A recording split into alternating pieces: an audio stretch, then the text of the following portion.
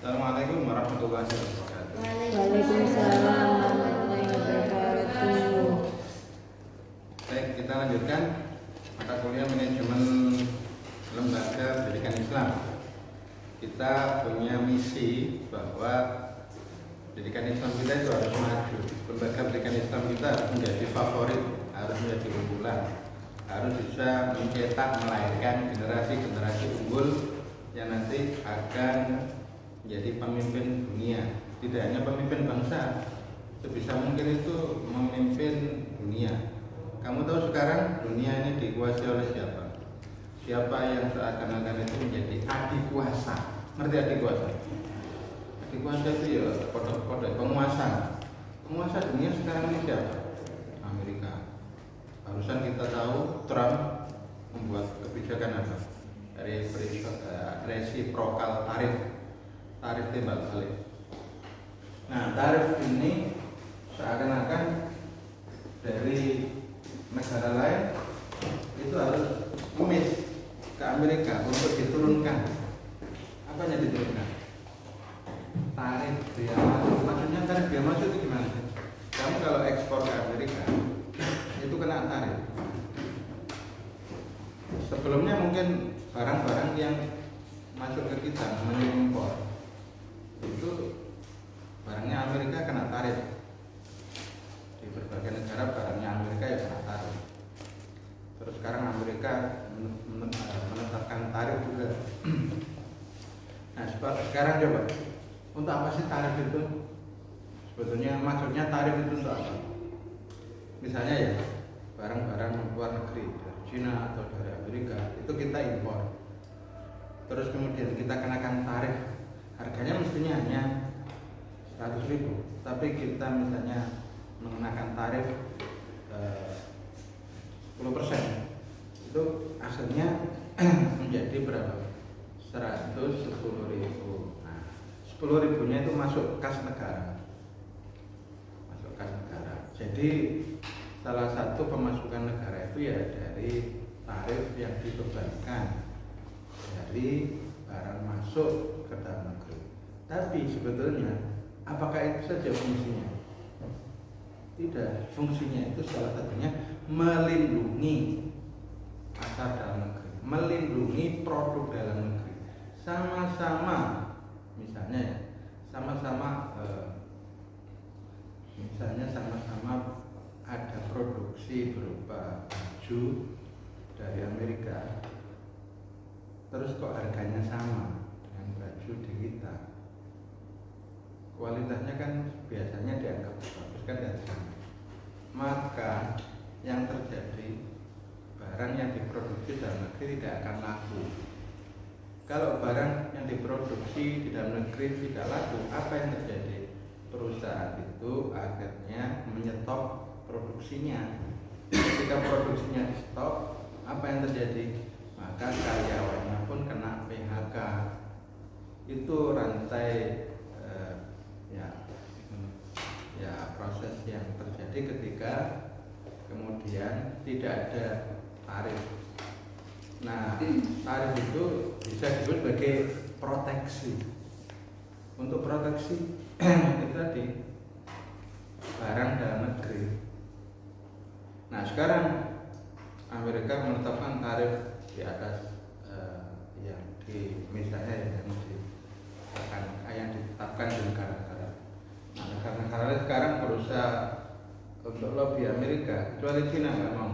Ya kalau Amerika mau menekan tarif segitu, saya juga akan ngasih tarif sekian.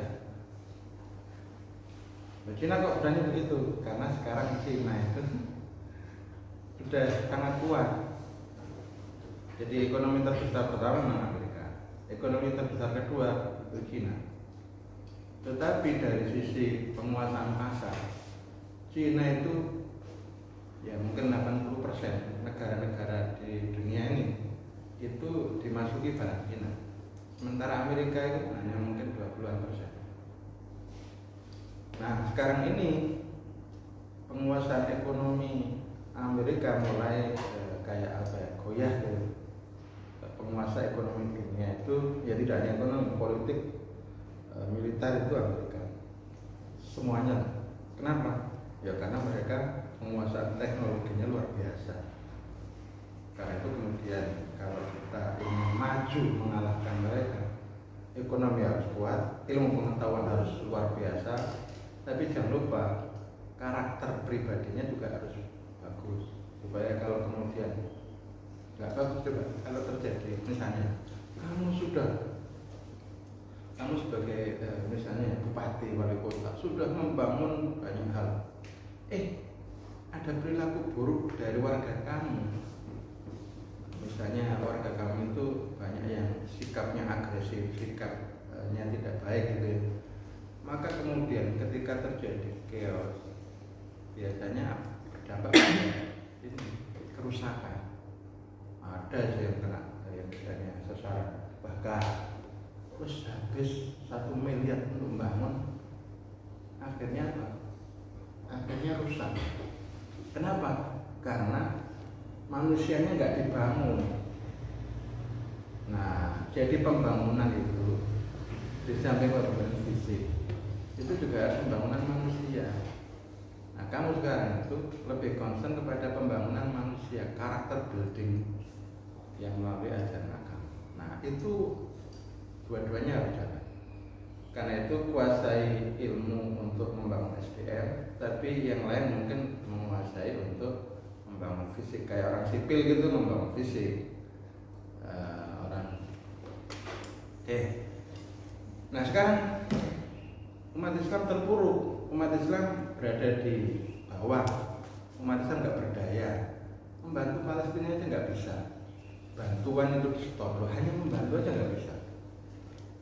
Apalagi mau memerdekakan Palestina. Sejak dari dulu kita tuh udah berkoar-koar, bahkan demo juga. Palestina harus merdeka, Palestina harus merdeka. Tapi sampai sekarang kok nggak merdeka? Berarti kami itu orang Islam itu nggak punya daya, nggak punya kemampuan untuk bisa menggolkan tujuan-tujuannya. Ketika Amerika nggak setuju, udah Palestina nggak akan pernah bisa merdeka, karena Amerika punya hak veto. Nah, ini bentuk ketidakadilan di dunia ini kelihatan. 5 negara punya hak veto, tapi negara lain kenapa nggak punya hak veto? Itu namanya tidak setara, tidak ada keadilan secara hubungan antar negara di dunia itu. Nah kan itu kan pastinya harus memperbaiki ini. Kapan kamu mau memperbaiki ini? Kamu kok masih di sini aja itu? Maksudnya masih di sini itu stagnan gitu loh kayaknya. Kajian kayak stagnan. Enggak Pak, saya berkembang kok Pak. Nah, gitu. Ya bagus. Nah kalau kamu stagnan, yang lain berlari, ya apalagi misalnya yang lain berlari kencang, kamu masih ya lohong gitu. Anteng-anteng saja, kayak hidup itu baik-baik saja. Ya enak gini Pak, merasakan hidup itu nikmat, bahagia, nggak perlu mikir yang aneh-aneh, nggak perlu mikir. Ya tapi kamu kan akhirnya nggak bisa membantu orang lain yang sedang dalam kondisi terpuruk. Untung bukan kamu yang dalam posisi itu. Andai kan kamu gimana? Nah kita harus saling membantu, ya baik sesama manusia maupun sesama muslim, untuk misalnya meniadakan berbagai kesengsaraan yang terjadi, yang dialami oleh sesama manusia atau sesama umat Islam. Harus begitu kan? Nah sekarang perbaiki dulu dari aspek pendidikan. Pendidikan kita harus kita perbaiki supaya nanti lahir generasi-generasi unggul, generasi-generasi kuat, generasi-generasi yang tidak hanya mampu membawa kemajuan di level lokal, tapi juga level global. Level global itu akhirnya nanti barangkali pemimpin-pemimpin dunia itu banyak disupport dari kita, dari kamu-kamu itu misalnya nanti bisa menjadi misalnya ya sekjen PBB, sekjen UNESCO. Ya tahu UNESCO? UNESCO itu bidang apa itu di PBB? UNICEF, tahu UNICEF? Nah kenapa itu tidak ada yang dari kita? mbok terbina gitu. Maul juga nggak apa-apa. Nah, sekarang persiapkan diri. Ya, keilmuan bidang ilmu kita kuasai, kita tambah dengan kemampuan bahasa. Nah, itu juga penting juga bahasa. Mestinya BEM itu juga bisa membantu anggotanya. Anggota kita ini kemampuan bahasanya rendah. Ya, coba buat program-program untuk meningkatkan kemampuan berbahasanya. Kalau hanya mengandalkan dari kuliah maka cukup. Saya ini akan buat program. Ya, bagus itu. Oke, nah sekarang kita masuk ke materi manajemen kita. Pengelolaan pendidikan kita itu masih amburadul. Nah, berbicara tentang pengelolaan biasanya memang identik dengan istilah manajemen ya. Manajemen. Nah, dalam ilmu manajemen biasanya di ilmu manajemen itu biasanya dibagi dalam tiga rantai. Ini kalau misalnya ilmu manajemen itu sebagai cabang, itu ada bidang keahlian khususnya. Ada manajemen sumber daya manusia, ada manajemen pemasaran, terus kemudian juga ada manajemen keuangan. Ini secara garis besar ilmu manajemen itu dibagi tiga ya. Tetapi menurut para pakar manajemen ini nanti juga akan dikembangkan lebih jauh. Ada kepemimpinan. Nah, terkait kepemimpinan itu nanti juga bisa dikaji lebih detail lagi.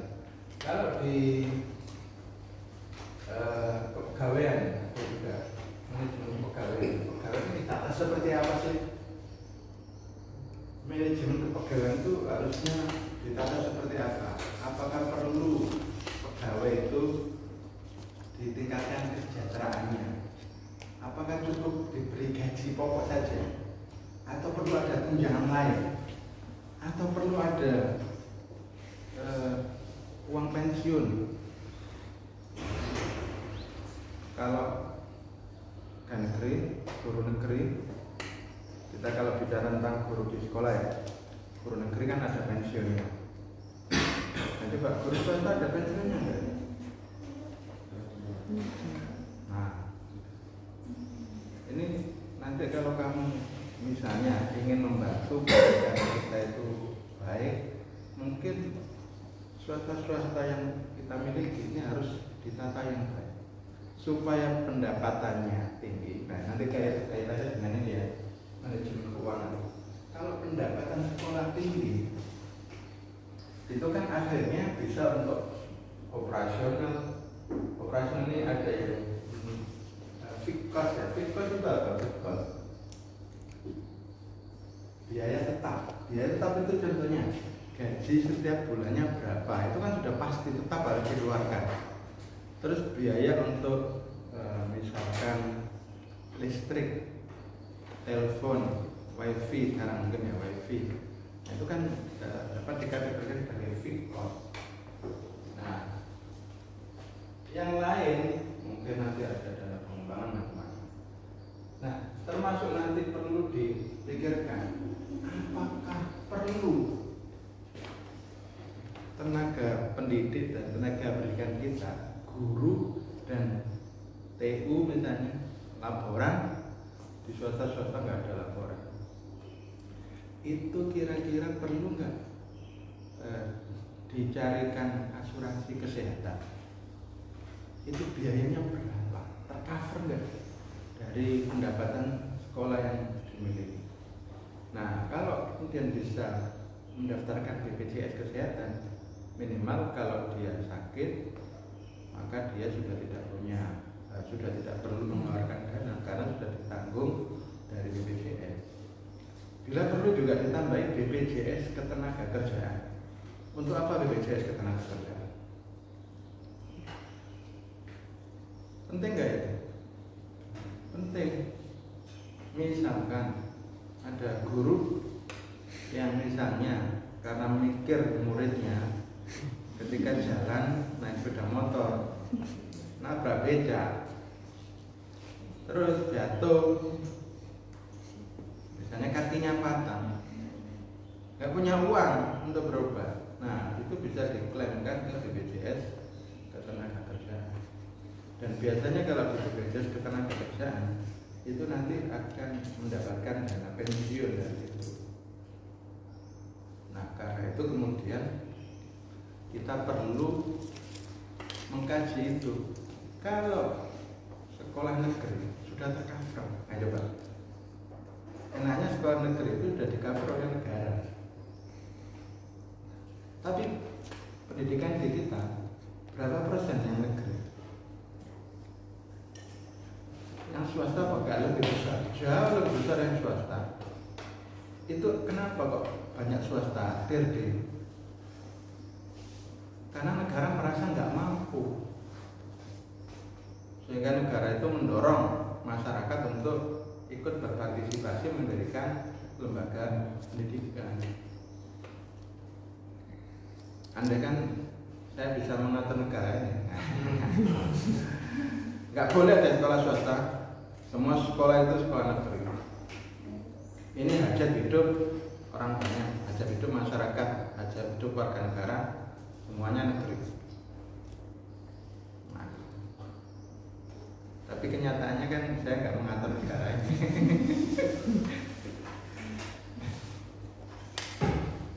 Nah, ini memang mazhab sosialisme. Sosialisme itu ya dekat dengan komunisme. Nah, yang biasanya memberikan kebebasan untuk mendirikan swasta, sekolah swasta dan macam-macam. Pada umumnya itu paradigmanya, landasannya dalam mengatur negara adalah landasan kapitalisme. Kapitalisme kan kamu ngerti kan kapitalisme? Setiap orang itu punya hak untuk berusaha, termasuk mendirikan sekolah swasta gitu ya. Setiap orang punya hak untuk itu. Orang punya hak untuk berusaha mendirikan CV, mendirikan PT, mendirikan apapun itu ya. Dalam rangka apa? Mendapatkan keuntungan yang sebesar-besar. Orang berbisnis kan gitu, orang berusaha kan begitu. Dengan modal yang sekecil-kecilnya diharapkan mampu mendapatkan penghasilan atau keuntungan yang sebesar-besarnya. Itu prinsip kapitalisme kan begitu.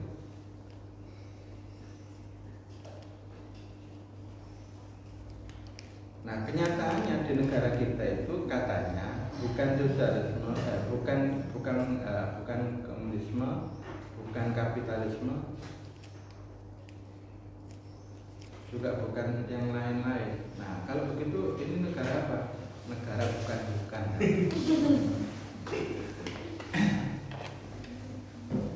Nah, karena itu sekarang banyak sekolah swasta di negara kita. Kalau sekolah negeri, kalau sekolah itu negeri semua kan berarti nggak ada biaya dari masyarakat untuk sekolah, semua dari negara. Nah, ini contoh yang sudah sering saya sampaikan itu kayak Jerman.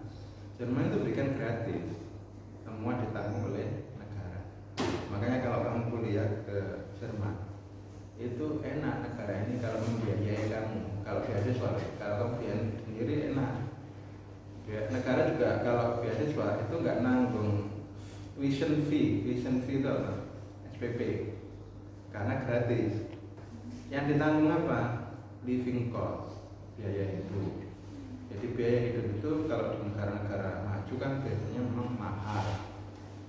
Kamu kalau mau hidup di Jepang, wah itu butuh berapa juta satu bulan? Mungkin 10 juta nggak cukup, 20 juta nggak cukup.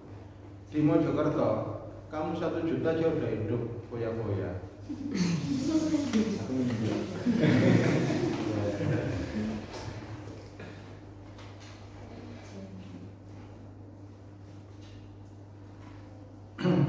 Oke.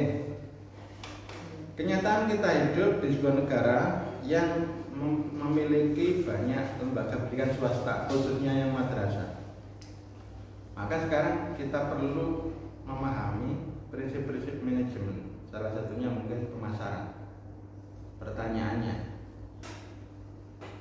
kita butuh ilmu pemasaran nggak untuk memasarkan jasa pendidikan yang kita tawarkan, yang kita berikan pada masyarakat? Pak, masuk ilmu agama loh Pak, masuk di pasarkan Pak. Kayak menjual agama.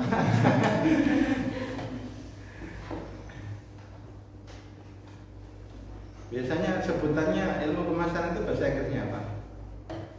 Ya, kamu kan ini sering ke online. Nah, apa namanya? Kan nggak ada yang ini online, nggak ada yang lain. Itu enak loh ya, penghasilan banyak.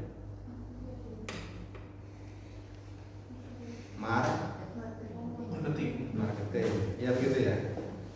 Kalau pasar itu bahasa Inggrisnya apa? Market. Nah, suk itu apa?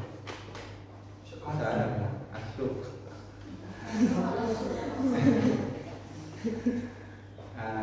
Pasar itu market. Memasarkan, pemasaran berarti marketing, gitu ya. Market ditambah ing. Jadi apa? Bahasa Inggris itu kalau market jadi marketing itu namanya apa? Prosesnya ngerti Gerendio nggak ngerti? Nah, hanya saya nggak ngerti bahasa ini. Ini kita kapitnya ini. Kamus ini kamu kan pemimpin. Pemimpin itu nanti dimintai pertanggungjawaban, kan begitu kan? Kullukum ra'in, gitu ya. Wa kullukum mas'ulun an ra'iyatihi. Nah, gitu kan? Setiap kamu adalah pemimpin. Dan kebetulan kamu betul-betul pemimpin, formal, di SK-kan kan, dilantik, disumpah. Saya bersumpah, saya berjanji demi Allah akan menjalankan amanah sebagai pemimpin. Itu apa enggak ditagih nanti di akhirat? Jadi kamu nanti di akhirat siap-siap nagih pacar ya. Kenapa dulu saya butuh ini kok tidak bisa kamu layani dengan baik? Ini sudah saya delegasikan kepada Fajri. Minta pertanggungjawabannya ke Fajri. Nanti Fajri akan bertanggung jawab. Ya sudah saya upayakan, tapi ada kendala-kendala ini. Nah ini saya nggak punya kemampuan untuk menyelesaikan kendala ini. Harusnya ini yang menyelesaikan. Oke, kembali ke pemasaran, marketing. Kira-kira sekolah kita, madrasah kita itu butuh marketing nggak? Butuh pemasaran nggak? Butuh ya. Sekolah negeri butuh pemasaran nggak? Artinya sekolah negeri sudah pasti dapat ya. Bahasanya apa? Dalam bahasa orang marketing itu mereka itu yang masuk ke sekolah itu bahasa seperti apa mereka? Konsumen. Mereka itu konsumen. Dalam bahasa kita itu apa? Pelanggan. Nah, kita harus memberikan servis yang memuaskan kan pada pelanggan. Dan ini kenapa Bu Ida namanya? Kira-kira servis ini kamu misalnya ketika masuk di sekolah itu, ketika datang saja udah dapat banyak ini apa, sudah ada orang yang menyambut dengan senyuman, dengan sapaan yang ramah. Nah itu kan bentuk layanan ya. Terus kemudian nanti ketika kita nggak tahu diberi penjelasan secara baik, nggak dilempar, tanya ketemu Maul di depan. Maul ini guru. Sekarang pas jalan-jalan di depan, ditanya sama pelanggan, Bu, ini sekolahnya sudah buka pendaftaran atau belum? Udah nggak tahu Pak. Tanya aja ke situ. Nah itu bukan pelanggan, tidak memberikan layanan yang baik pada pelanggan. Nah makanya manajemen manajemen itu harus ditata dengan baik supaya setiap orang itu bisa memberi layanan yang baik kepada pelanggan. Tapi ini kan kedudukan guru itu harusnya kita jaga supaya mereka itu ya memiliki kemuliaan yang harusnya dimiliki. Kalau melakukan hal seperti itu nanti jangan-jangan derajatnya guru menjadi turun. Nah ini diskusinya nanti bisa aja begitu. Apakah negeri butuh pemasaran? Seakan-akan itu tidak butuh. Kenapa? Karena apa? Kok seakan-akan negeri itu tidak butuh pemasaran? Karena branding. Memang negeri itu branding. Daripada swasta, negeri udah menjadi gitu. Ya, kenyataannya begitu. Tapi itu mas sebutannya branding ya. Branding dari sekolah ini. Oh, sekolah negeri sih. Nah, itu branding berarti ya. Oke. Ya, statusnya negeri. Sehingga kemudian, kenapa dengan status negeri? Kamu sudah pernah saya beritahu kan? Ya dan sudah pernah saya jelaskan ya. Di Amerika yang keren itu bukan sekolah negeri, bukan kampus negeri. Misalnya California State University, ada kata state itu berarti negeri. Kayak UIN itu kan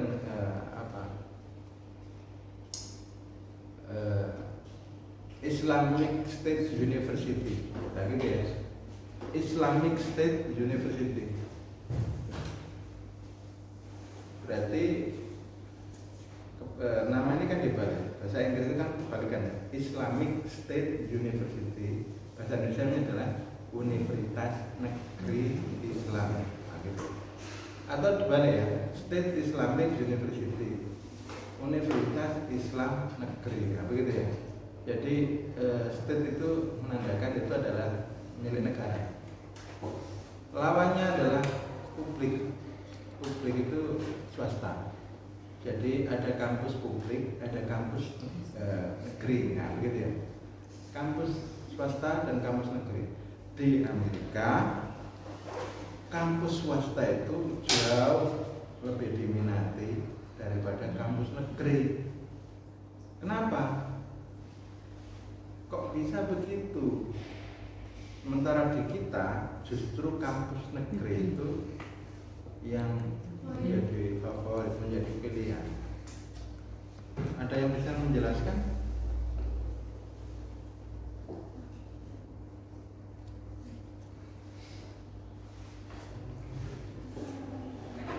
Apakah sebaiknya memang begitu? Yang bagus yang mana? Yang bagus itu sekolah negeri itu yang unggulan atau sekolah swasta yang unggulan? Di suatu negara yang ingin maju, seharusnya mana yang harus yang harusnya dipilih? Swasta yang favorit atau negeri yang favorit? Swasta yang mengalahkan negeri atau negeri yang mengalahkan swasta? Swasta yang mengalahkan negeri. Kenapa? Karena masyarakatnya sudah berkembang. Kalau swasta mengalahkan negeri. Betul. Kalau swastanya maju, itu berarti warga masyarakatnya itu bisa membeli layanan pendidikan. Kalau sekolah negeri yang maju, berarti masyarakatnya banyak bergantung dengan negara. Nah, apakah kemudian sistem kita ini membuat masyarakat kita bergantung pada negara? Nah, ini yang mungkin perlu dicermati.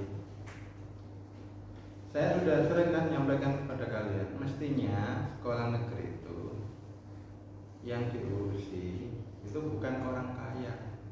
Orang kaya nggak boleh masuk ke sekolah negeri. Andaikan saya sebagai presiden, nah gitu ya, saya coba atur yang bisa masuk negeri hanyalah orang-orang yang memiliki ekonomi sekian dan sekian. Di atas itu harus cari sendiri. Nah, kalau nyari sendiri itu berarti cari sekolah swasta yang memiliki memiliki, ya mungkin dari sisi keunggulan pasti bisa lebih unggul. Karena apa? Nanti ada banyak masyarakat yang membeli layanan pendidikan di situ, sehingga cukup dana dari sekolah swasta itu untuk membangun lembaga pendidikannya. Di Indonesia kan terbalik, yang bisa masuk negeri itu justru yang kaya-kaya. Kenapa? Karena dulu kebijakannya, dulu ya. Sekarang mungkin masih ada imbasnya. Dulu itu yang bisa masuk negeri adalah orang yang pintar. Orang yang pintar itu apa? Orang yang bisa ngerjakan tes. Siapa yang bisa ngerjakan tes? Yaitu murid-murid yang terfasilitasi pendidikannya secara baik sejak di MI, misalnya sejak di SD. Orang tuanya bisa ngasihkan les, berarti kan punya uang. Lah yang nggak punya uang, jangankan ngasihkan les, untuk makan minum setiap harinya aja udah berat, untuk biaya hidupnya aja udah berat. Nggak ada budaya membaca. Kalau yang miskin itu nggak ada budaya membaca, jangankan membaca. Anak-anaknya aja diajak bantu, misalnya bantu orang tua untuk nggak tahu misalnya ke sawah atau mana gitu. Itu akhirnya apa? Kemampuan anak orang miskin atau yang menengah ke bawah sama menengah ke atas itu sudah pasti ketika ditandingkan dalam tes prestasi, tes masuk, ya udah yang miskin tuh tebal semua, kecuali 1-2 saja, nggak banyak yang bisa bersaing.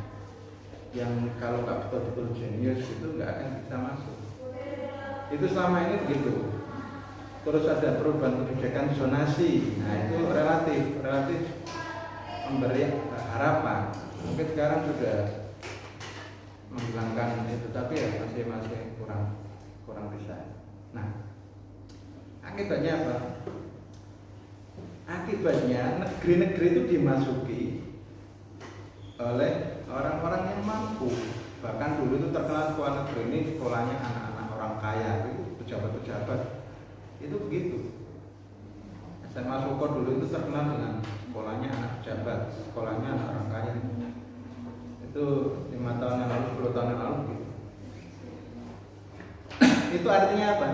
Negara memfasilitasi, membiayai orang-orang kaya. Akhirnya yang miskin terpinggirkan, dia nggak bisa daftar di sekolah bagus, akhirnya nyari sekolah seadanya. Pokoknya sekolah, bahkan kadang-kadang nggak mau sekolah, dibantu juga nggak mau sekolah. Ketika udah disuruh sekolah karena nggak ada budaya belajar, ya isinya main aja, ngantuk aja, membuat kekacauan di. Kan akhirnya sekolah-sekolah pinggiran itu isinya adalah anak-anak bermasalah. Akhirnya guru-gurunya stres, guru-gurunya ikut bermasalah.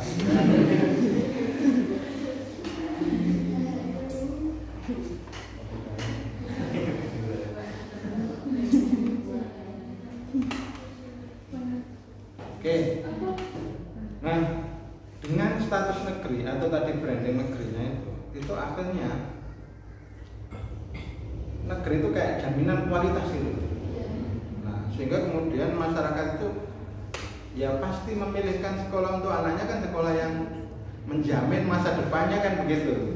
Negeri itu seakan-akan jaminan masa depan. Seakan-akan begitu. Oh, berarti kamu nanti ini nggak ada jaminan masa depan.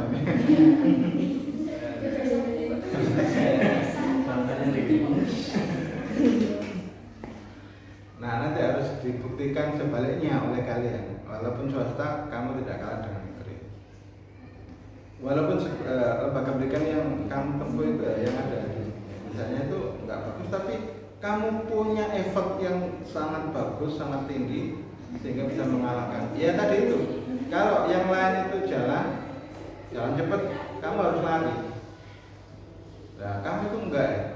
Yang lain jalan cepat, kamu berangkat. Ngesot. Itu buktinya apa?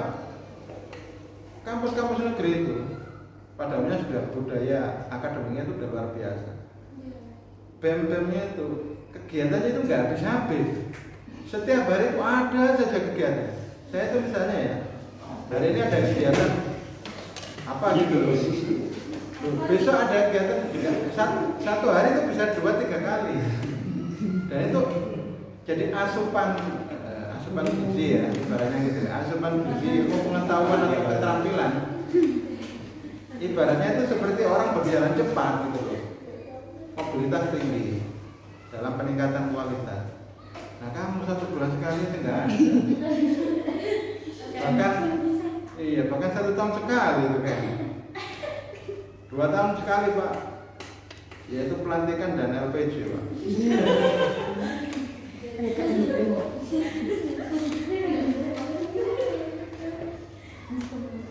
Ya tidak hanya salah kamu, salah pimpinan juga. Loh Pak, Bapak dulu kan ikut menjabat juga, ikut pemimpin. Saya nggak berdaya juga.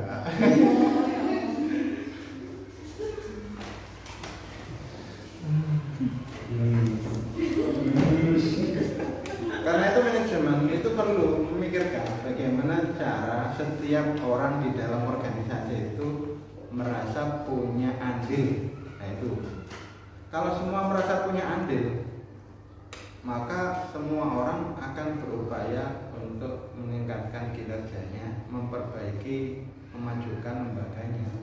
Tapi kalau sudah nggak ada andil, nggak punya andil, nggak diberi andil, nggak diberi kewenangan, itu akhirnya ya udah nggak ada kewenangan, nggak diberi usulan, selalu ditolak. Ya udah berarti apatis semuanya jadinya gitu. Maka nanti coba pikirkan, kalau kamu jadi kepala sekolah atau kepala cabang perusahaan apa, itu kira-kira bagaimana mengelola organisasi ini secara demokratis enggak? Demokratisnya seperti apa? Apakah demokratis terbatas dan sebagainya? Kalau demokratis itu kemungkinan partisipasinya kan ada, musyawarah kan? Menurut kamu gimana? Ini mahasiswa kita atau ini siswa kita kok kayaknya mengalami penurunan. Gimana menurut kalian?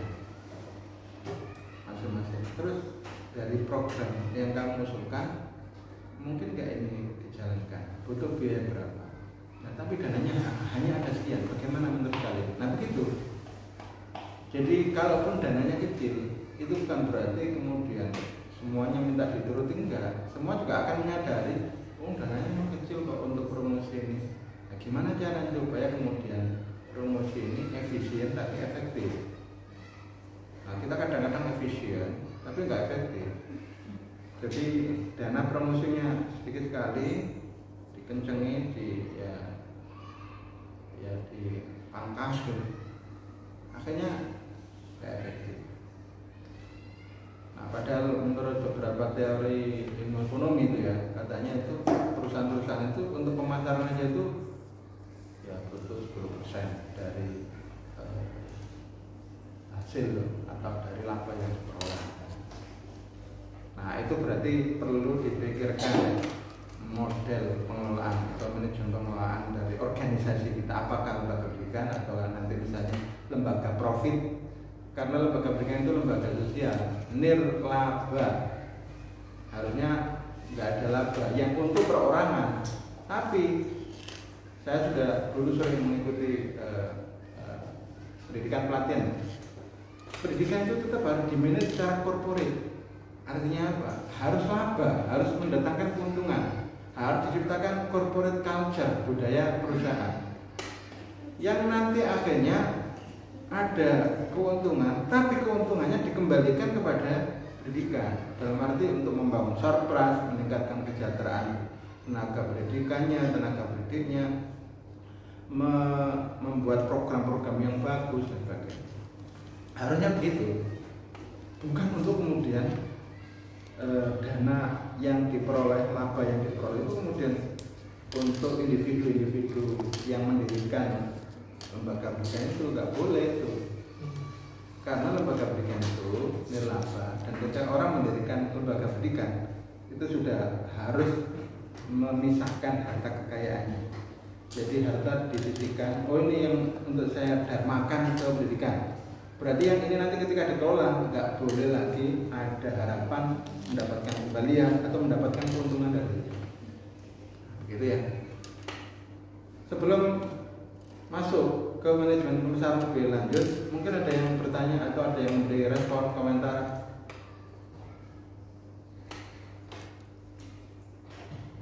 Gak ada, ya kita lanjutkan. Tadi negeri, kenapa kok nggak butuh? Karena nggak butuh pemasaran, nggak butuh marketing. Karena negeri itu sudah punya branding. Branding negeri itu branding kualitas. Seakan-akan itu kalau negeri itu pasti lebih bermutu, lebih berkualitas daripada swasta. Begitu ya. Secara